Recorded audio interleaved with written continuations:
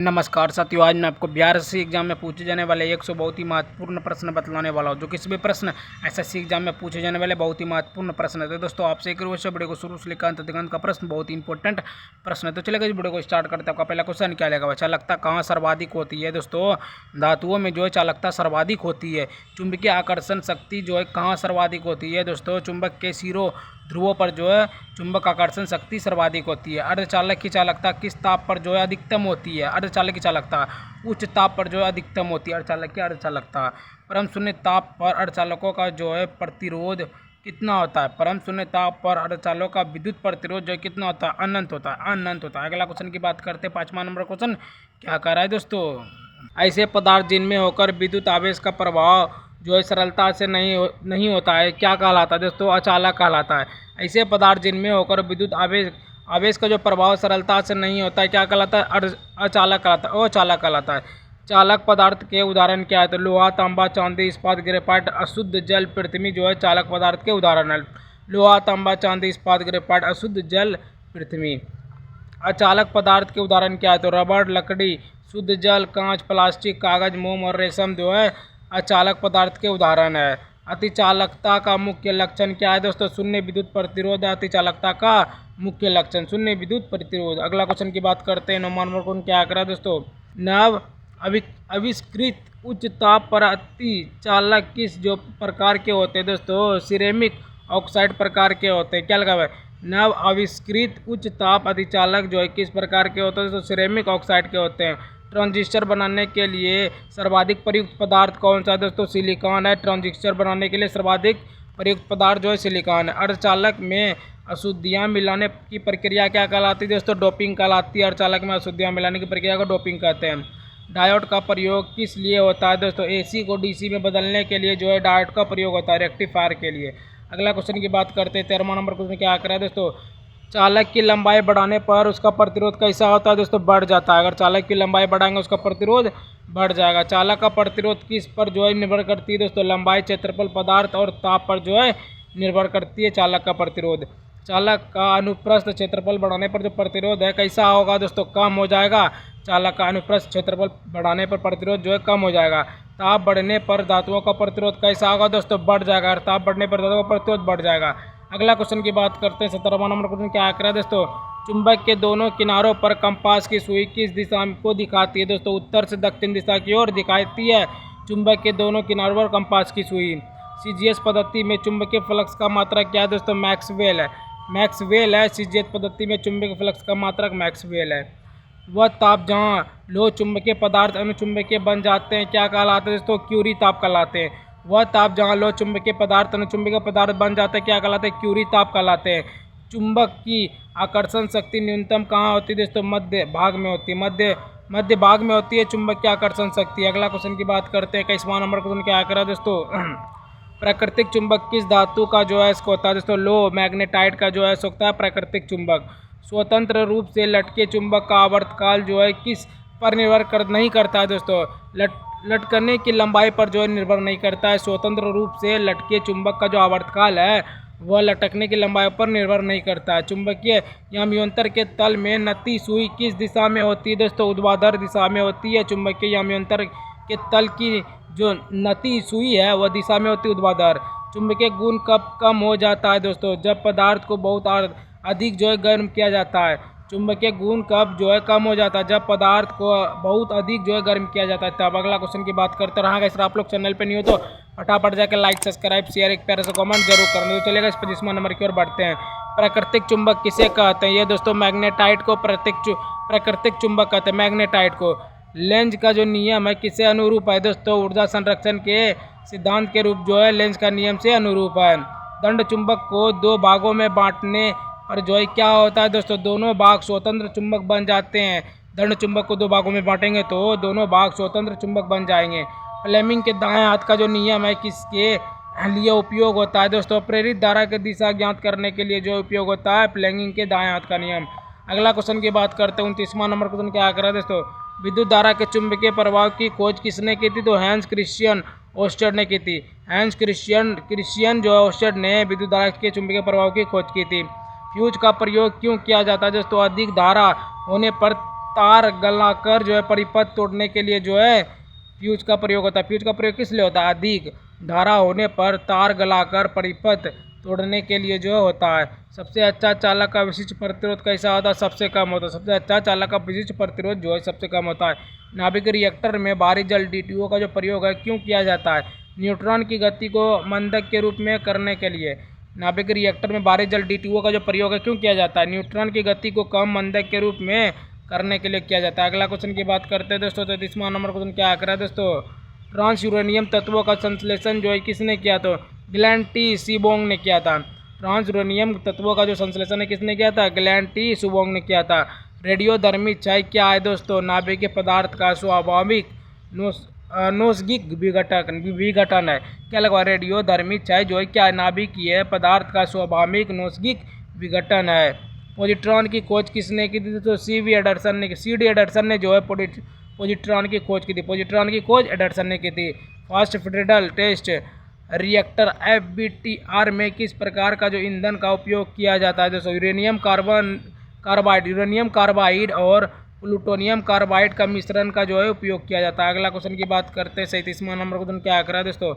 FBTR में शीतलक के रूप में किसका प्रयोग किया जाता है? दोस्तों द्रवित सोडियम का जो है FBTR में शीतलक के रूप में प्रयोग किया जाता है। तारों में अक्षय ऊर्जा का मुख्य कारण क्या है दोस्तों? हाइड्रोजन का हीलियम में परिवर्तन करना तारों में अक्षय ऊर्जा का मुख्य कारण है। नाभिकीय संलयन। भारत में किस रेडियोधर्मी तत्व का जो है सर्वाधिक भंडार है? तो थोरियम का जो है सर्वाधिक भंडार है भारत में। हाइड्रोजन बम जो है किस सिद्धांत पर कार्य करता है दोस्तों? अनियंत्रित नाभिकीय संलयन अभिक्रिया पर जो हाइड्रोजन बम कार्य करता है। अगला क्वेश्चन की बात करते हैं। 41वां नंबर क्वेश्चन क्या कर रहा है दोस्तों? विद्युत उत्पादन के लिए जो है किस धातु का प्रयोग किया जाता है दोस्तों? नाभिकीय विद्युत में यूरेनियम का जो है प्रयोग किया जाता है। विद्युत उत्पादन के लिए जो है किस धातु का प्रयोग किया जाता है? विद्युत यूरेनियम के देखो क्या लिखा हुआ है? नाभिकीय विद्युत में यूरेनियम का प्रयोग किया जाता है विद्युत उत्पादक में। रेडियोधर्मी पदार्थ कौन कौन से कण उत्सर्जित करते हैं दोस्तों? अल्फा बीटा और गामा कण जो है उत्सर्जित करते हैं रेडियोधर्मी पदार्थ के लिए। सूर्य अपनी ऊर्जा किस प्रक्रिया से उत्पन्न करती है दोस्तों? नाभिकीय संलयन से जो है उत्पन्न करती है सूर्य अपनी ऊर्जा। रेडियोधर्मी तत्व का उपयोग जो है कहाँ कहाँ होता है दोस्तों? चिकित्सा, कृषि, खाद्य संरक्षण और रिसाव पता लगाने आदि में जो है रेडियोधर्मी तत्वों का उपयोग होता है। चिकित्सा, कृषि, खाद्य संरक्षण और रिसाव का पता लगाने के लिए आदि। अगला क्वेश्चन की बात करते हैं। 45वां नंबर क्वेश्चन क्या करें दोस्तों? नाभिकीय रिएक्टर में मंदक के रूप में किन पदार्थों का उपयोग किया जाता है दोस्तों? ग्रेफाइट और भारी जल का जो है नाभिकीय रिएक्टर में मंदक का उपयोग किया जाता है। ग्रेफाइट और भारी जल। मेसान की खोज जो है किसने की थी दोस्तों? मेसान की खोज हिडेकी युकावा जो है मेसान की खोज की थी। ब्रीडर रिएक्टर क्या होता है दोस्तों? ऐसा रिएक्टर जो विखंडन से अधिक ईंधन उत्पन्न करता है दोस्तों, तो ब्रीडर रिएक्टर कहते हैं। प्रथम परमाणु रिएक्टर का निर्माण किसने किया था दोस्तों? एनरिको फर्मी जो है प्रथम परमाणु रिएक्टर का जो है निर्माण किया था, एनरिको फर्मी। अगला क्वेश्चन की बात करते हैं। 49वां नंबर क्वेश्चन क्या करा दोस्तों? कोबाल्ट 60 का जो उपयोग है विकिरण चिकित्सा में क्यों किया जाता है? गामा किरणें के जो है उत्सर्जन के कारण। तो क्या लगा? कोबाल्ट 60 का जो उपयोग है विकिरण चिकित्सा में क्यों किया जाता है? गामा किरणों के उत्सर्जन के कारण किया जाता है। भारत में जो है कौन सा नाभिकीय ईंधन सबसे अधिक पाया जाता है दोस्तों? थोरियम जो है भारत में सबसे अधिक पाया जाता है। भारत में अणुबम का जो विकास है किसने किया था? डॉक्टर राजा रमन्ना ने जो है भारत में अणुबम का आविष्कार किया। परमाणु रिएक्टर का उपयोग कहाँ किया जाता है दोस्तों? विद्युत उत्पादक अनुसंधान आदि में जो है किया जाता है परमाणु रिएक्टर का उपयोग। अगला क्वेश्चन की बात करते हैं। 53 नंबर क्वेश्चन क्या करा है दोस्तों?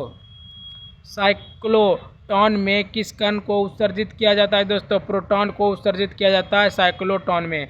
विद्युत उत्पादक के लिए जो है किस यूरेनियम समस्थानिक का उपयोग किया जाता है दोस्तों? U-235 का जो उपयोग किया जाता है विद्युत उत्पादन के लिए।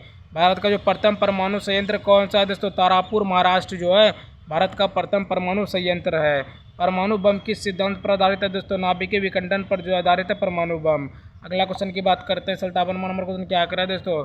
हाइड्रोजन बम जो है किस सिद्धांत पर आधारित है दोस्तों? नाभिकीय संलयन पर हाइड्रोजन बम आधारित है। हाइड्रोजन बम नाभिकीय संलयन। भारत का कौन सा जो परमाणु संयंत्र जो है भूकंपीय क्षेत्र में स्थित होता है? तो नरोरा उत्तर प्रदेश जो है भारत का संयंत्र जो है भूकंपीय क्षेत्र स्थित रहता है, परमाणु संयंत्र क्षेत्र। नाभिकीय विखंडन की खोज जो है किसने की थी दोस्तों? ऑटो हॉर्न और फ्रिट्ज स्ट्रासमैन ने की थी दोस्तों नाभिक विखंडन की खोज। तारापुर परमाणु ऊर्जा केंद्र कहाँ स्थित है दोस्तों? महाराष्ट्र में जो है तारापुर परमाणु ऊर्जा केंद्र स्थित है। अगला क्वेश्चन की बात करते हैं 61वां नंबर क्वेश्चन क्या करें दोस्तों, रावत भाटा परमाणु ऊर्जा केंद्र कहाँ स्थित है दोस्तों, राजस्थान कोटा में जो है रावत भाटा परमाणु ऊर्जा केंद्र स्थित है। कलपक्कम परमाणु ऊर्जा केंद्र कहाँ है दोस्तों, तमिलनाडु में कलपक्कम परमाणु ऊर्जा केंद्र स्थित है। काकरापार परमाणु ऊर्जा केंद्र जो है कहाँ स्थित है दोस्तों, गुजरात में काकरापार परमाणु ऊर्जा केंद्र स्थित है। केगा परमाणु ऊर्जा केंद्र कहाँ स्थित है दोस्तों, कर्नाटक में केगा परमाणु ऊर्जा केंद्र स्थित है। अगला क्वेश्चन की बात करते हैं 65वां नंबर क्वेश्चन क्या करा दोस्तों, कुंडनकुलम परमाणु ऊर्जा केंद्र कहाँ स्थित है दोस्तों, तमिलनाडु में कुंडनकुलम परमाणु ऊर्जा केंद्र स्थित है, तमिलनाडु। यदि लोलक घड़ी की लंबाई 4 गुनी हो जाए तो उसके आवर्तकाल पर क्या प्रभाव पड़ेगा, आवर्तकाल 2 गुनी हो जाएगी। अगर 4 गुनी हो जाएगी तो आवर्तकाल 2 गुनी हो जाएगी। रॉकेट किस सिद्धांत पर कार्य करता है दोस्तों, संवेग संरक्षण के सिद्धांत पर जो है रॉकेट कार्य करता है। चंद्रमा पर अंतरिक्ष यात्री अधिक ऊंची छलांग क्यों लगा सकता है, क्योंकि गुरुत्वाकर्षण बल कम होने के कारण जो है ऊंची छलांग लगा सकता है चंद्रमा पर। अगला क्वेश्चन की बात करते हैं 69वां नंबर क्वेश्चन क्या करा है दोस्तों, शुष्क बैटरी सेल में कौन सी ऊर्जा होती है दोस्तों, रासायनिक ऊर्जा होती है शुष्क बैटरी सेल में। बोलोमीटर का प्रयोग जो है किसे मापने में किया जाता है दोस्तों, ऊष्मीय विकिरण मापने में किया जाता है बोलोमीटर का प्रयोग। मनुष्य किन आवृत्तियों की ध्वनि जो है नहीं सुन सकता है, 20 हर्ट्ज से कम और 20 हर्ट्ज से अधिक तक की जो है आवृत्तियों को नहीं सुन सकता है मनुष्य।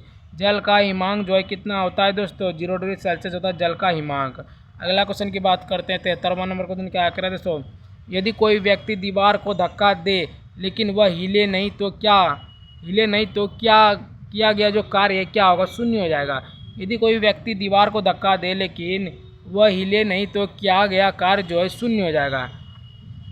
क्या लिखा हुआ है, वाइब्गियोर स्पेक्ट्रम का संबंध किससे है दोस्तों, प्रकाश से। वाइब्गियोर स्पेक्ट्रम का जो संबंध है वो है दोस्तों प्रकाश से। चलती बस में अचानक रुकने पर यात्री आगे की ओर झुकता है जड़त्व के कारण। क्या लिखा हुआ है दोस्तों, चलती बस में अचानक रुकने पर यात्री आगे की ओर झुकता है तो जड़त्व के कारण झुकता है। न्यूक्लियर रिएक्टर टाइम बम के लेखक कौन है दोस्तों, तकाशी हिरोशी जो है न्यूक्लियर रिएक्टर टाइम बम के लेखक है तकाशी हिरोशी। अगला क्वेश्चन की बात करते हैं 17वां नंबर क्वेश्चन क्या करें दोस्तों, हाइड्रोकार्बन विजन 2025 किससे संबंधित है दोस्तों, पेट्रोलियम संरक्षण से हाइड्रोकार्बन विजन 2025 संबंधित है।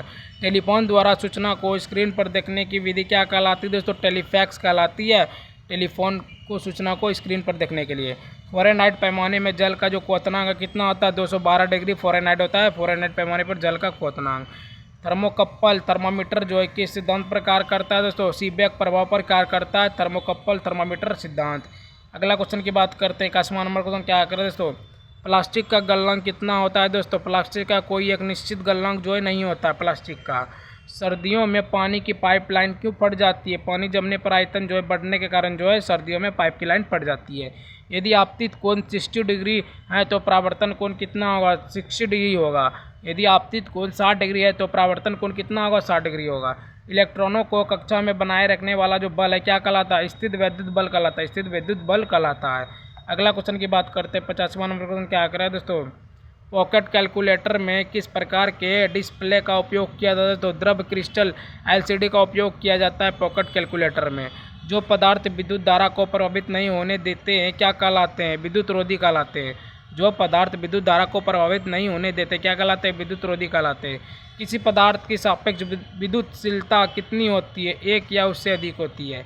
किसी पदार्थ की सापेक्ष विद्युतशीलता जो कितनी 1 या उससे अधिक होती है।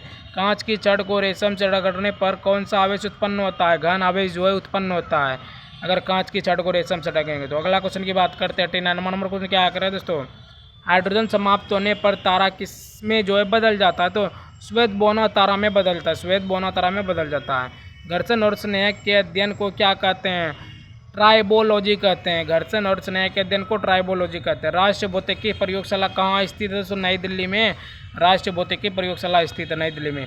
लेजर का पूर्ण रूप क्या है तो विकिरण में उत्सर्जन से प्रेरित लाइट प्रबंधन को लेजर का पूरा रूप। लेजर का जो पूरा नाम है विकिरण के उत्सर्जन से प्रेरित लाइट प्रबंधन। अगला क्वेश्चन की बात करते हैं तो नंबर क्वेश्चन क्या कर रहा है दोस्तों, विश्व की सबसे ऊंचाई पर स्थित वेधशाला कहाँ है दोस्तों,